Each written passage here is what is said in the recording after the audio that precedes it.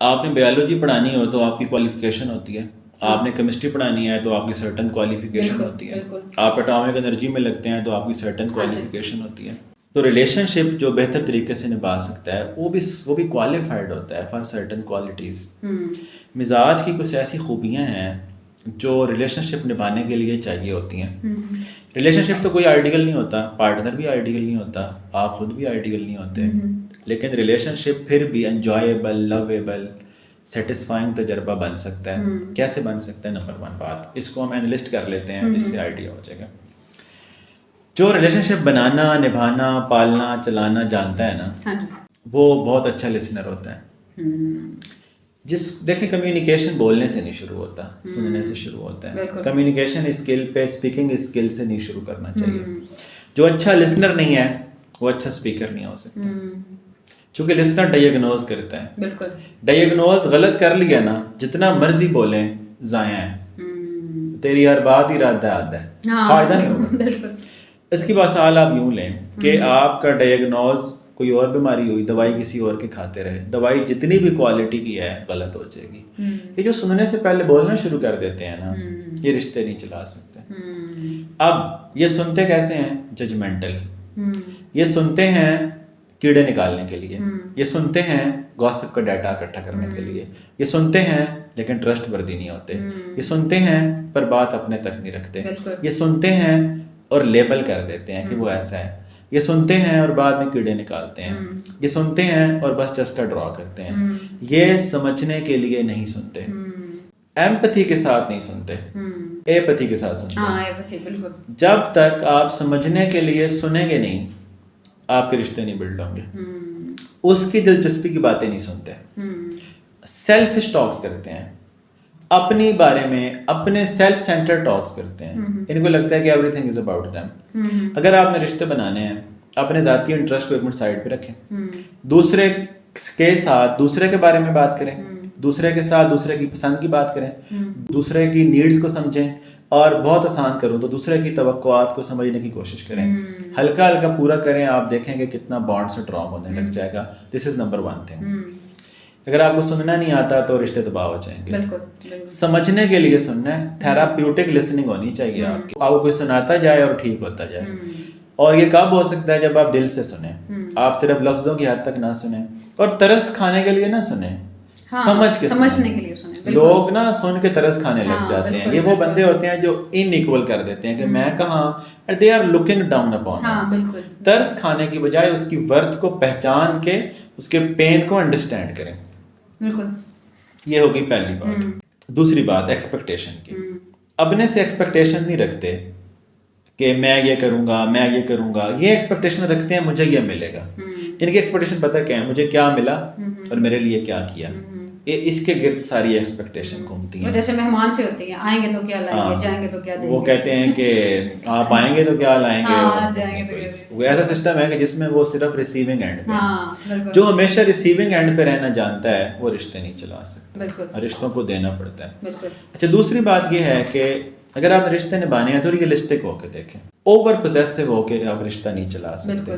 वो रिश्ता आपका गुलाम नहीं है। जिन्हें ये शौक है ना अगला सिर्फ मेरा हो और सिर्फ मेरा हो और इस तरह से मेरा हो, मतलब जिस तरह से ये उसे अपना करना चाह रहे हैं, इस तरह से बंदे सिर्फ खुदा के होते हैं। तो जब आप रिश्ते को इस मकाम पे लाना चाहेंगे तो रिश्ता खुद ब खुद कोलैप्स करना शुरू हो जाएगा। इस पे हम कभी बात भी करेंगे, ओवर पोजेसिव होना कितना प्रॉब्लम क्रिएट करता है। उसके बाद एक्सेप्टेंस। जिस आदमी को पार्टनर जैसा है वैसा कबूल नहीं है, हमेशा नाखुश रहेगा।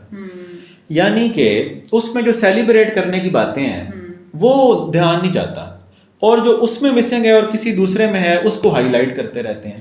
बिल्कुल। रिलेशनशिप में थैंकफुल होना सीखना पड़ेगा। जो किसी में अच्छा है फौरन एक्नॉलेज करें। किसी की अच्छाई देखना आना आपके लिए नेचुरल होना चाहिए। इतना खुद को ट्रेन करें कि राह जाते आप उसको उसकी अच्छाई नजर आए और आप एक्नॉलेज करें। तो जैसे ही किसी की वर्थ आपको देखनी आएगी और आप एक्नॉलेज करेंगे तो वो अच्छा फील करेगा।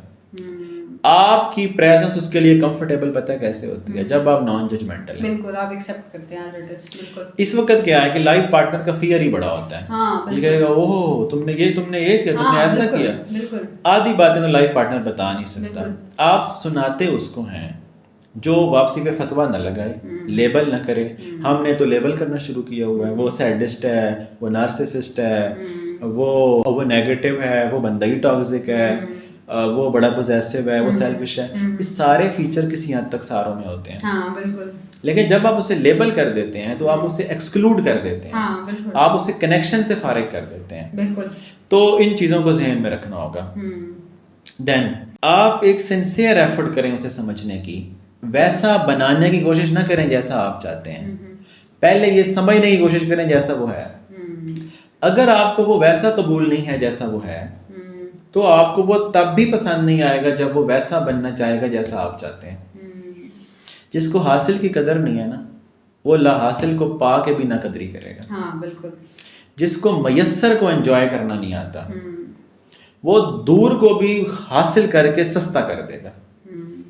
जिसको अपने मौजूद रिश्तों की कदर नहीं है, वो गैर मौजूद के साथ भी नहीं निभा सकता। तो हमें अपने साथ वाले बंदे की खूबियां देखना आनी चाहिए, पहचाननी आनी चाहिए, सेलिब्रेट करनी आनी चाहिए, कम्युनिकेट करनी आनी चाहिए। ये एक लंबी दास्तान है। उसके बाद दूसरी बात, फीडबैक देना आना चाहिए। हम फीडबैक ऐसे देते हैं कि बखी उधेड़ के रख हाँ देते हैं। बिल्कुल। अगर हमें रिश्तों में फीडबैक देना आए, अपनी नीड्स कम्युनिकेट करनी आए, उनकी नीड्स को समझना आए, ये पूरा एक कम्युनिकेशन सेटअप है। थ्रेटन हुए बगैर, अकाउंटेबिलिटी किए बगैर। एक बड़ा प्रॉब्लम ये है, दोस्त के साथ हम अकाउंटेबल फील कर रहे होते हैं, यानी कुछ तो ऐसे होते हैं जो मुहासबा करते हैं। हाँ। कहाँ थे, क्यों थे, कॉल क्यों नहीं उठाई। जिस बंदे को आप एहतसाब की अदालत में ले आएंगे रिलेशनशिप के हवाले से, वो आपसे बेजार हो जाएगा, वो आपसे तंग आ जाएगा, उसका दम घुटेगा, वो सफोकेट फील करेगा, उसको लगेगा आप कंट्रोलिंग हो रहे हैं। अगर रिश्ते चलाने हैं तो आप दूसरों को ट्रस्ट दें और एम्पावर करें। अगर आपको दूसरे को एम्पावर करना नहीं आता तो फिर आप उसको तोड़ देंगे रिश्ते में ज़बरदस्ती रख के। जिस आदमी को आपने कंट्रोल किया हुआ है ना, और अगर पोजेसिव हुए हुए हैं और एहतसाब करते हैं और शक करते हैं और ज़िद्दी हैं आप, ये सारे काम आप कर रहे हैं और दिली तौर पे आपके साथ नहीं है। एक दिन आपको पता चलेगा कि वो किसी और के साथ है तो आपको दुख होगा, लेकिन आपको ये पता लगना चाहिए था कि जब मैं ये सारे काम कर रहा था हाँ, तो वो दिली तौर पे बेजार हो चुका था। इंसान गलतियां करते हैं, उन्हें ख़ास स्पेस देनी पड़ती है। हाँ, अगर वो गलती करेंगे तो अल्लाह उनसे पूछेगा। हाँ। आप किसी के ऐसे दोस्त जो बनते हैं कि आप उसके खुदा लगे हुए हैं, अभी आप उसका एहतसाब भी कर रहे हैं, आप उससे जुर्म भी साबित कर रहे हैं, वफादारी और बेवफाई के आप सर्टिफिकेट बांट रहे हैं, ये ठेका आपको किसने दिया है? बिल्कुल। और फिर आपसे धमकाते हैं तुम्हारा ये होगा, तुम्हारा वो होगा, और फिर दुआएं देते हैं। ये जो सारे सेटअप वाला मिजाज है, ये रिलेशनशिप नहीं चला सकता। बिल्कुल। अगली बात, बहुत सिंपल बात, अगर आपको माफ़ करना नहीं आता और आपको माफ़ी मांगना नहीं आती, कोई रिलेशनशिप नहीं बचा सकते आप। ये तो कहते हैं माफ़ी तब मांगूंगा पहले साबित करो कि मैंने गलत किया है। हम इस बात की माफ़ी नहीं मांग रहे होते कि मैंने गुनाह किया है। साबित करो। जिसको साथ चलाना हो ना, उससे माफ़ी मांग ली जाती है। बिल्कुल। ज़रूरी नहीं होता कि हमेशा आप अपने आप को सही साबित करें। पसंदीदा इंसान के लिए अपने आप को अगर आप गलत भी साबित हो रहे हैं तो इट्स ओके। वो एक घर है आपका, एक रिश्ता है आपका, जिसमें आप कभी कभार अगले को चलाते हैं और अगले को चलाना चाहिए। और आप क्या करते हैं लोग कि अगले की सारी पॉजिटिव क्वालिटीज़ जब तक नज़र आती हैं उसे महबूब बनाते हैं, और जैसे ही उसकी रियल सेल्फ आती है, रियल सेल्फ तो मिक्सचर होता है पॉजिटिव नेगेटिव का, तो कहते हैं चूंकि ये नेगेटिव क्वालिटी है तो छोड़ देते हैं। वो आपके लिए कोई आइडियल बंदा तैयार हो, हर बंदे में ऐप होते हैं, फ्लॉ बैक्स होते हैं, डेफिशिएंसी होती है, शॉर्ट कमिंग्स होती हैं, तो वो ऑर्डर में कस्टमाइज कराना चाहते हैं बंदा। तो मेरे ख्याल से माफ़ी मांगना और माफ़ करना रिश्ता निभाने की बहुत बड़ी क्वालिफिकेशन है, जिसके बगैर रिश्ता नहीं चल सकता। बिल्कुल। Thank you so much sir, बहुत अच्छा आपने आज हमें बताया और चीज़ों के बारे में ब्रीफ किया। Thank you so much.